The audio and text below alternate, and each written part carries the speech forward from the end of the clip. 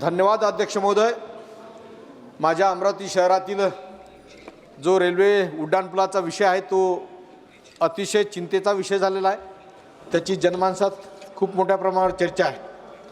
अध्यक्ष महोदय, तो ब्रिटिशकालीन पूल होता आणि जीर्ण झाला।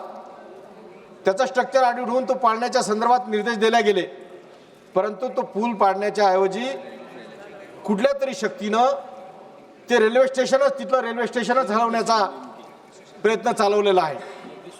यामध्ये कुठलीतरी सुप्त अशी शक्ती आहे की जे भूमाफिया असेल किंवा अन्य असेल। कारण पूल पाडून नवीन बांधण्याचा विषय होता, म्हणजे तो राहून जखम पायाला आणि पट्टी डोक्याला अशा पद्धतीचा प्रकार चालू आहे। अध्यक्ष महोदय, या संदर्भात माननीय गडकरी साहेब, माननीय वैष्णवजी साहेब यांना मी प्रत्यक्ष भेटलो आणि त्यांना वस्तुस्थिती सांगितली।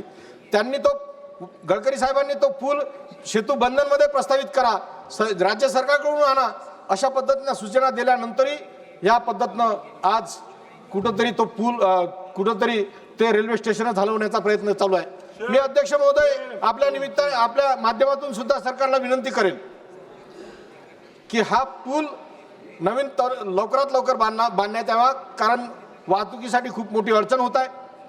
तसेच ते रेल्वे स्टेशन कुठल्याही परिस्थितीत हलवू नये, कारण त्यासाठी फार मोठं जन आंदोलन होईल। आम्ही सुद्धा तो पूल हटवू, ते रेल्वे स्टेशन हटवू देणार नाही, हे या निमित्तानं मी तुम्हाला स्पष्ट सांगू इच्छितो।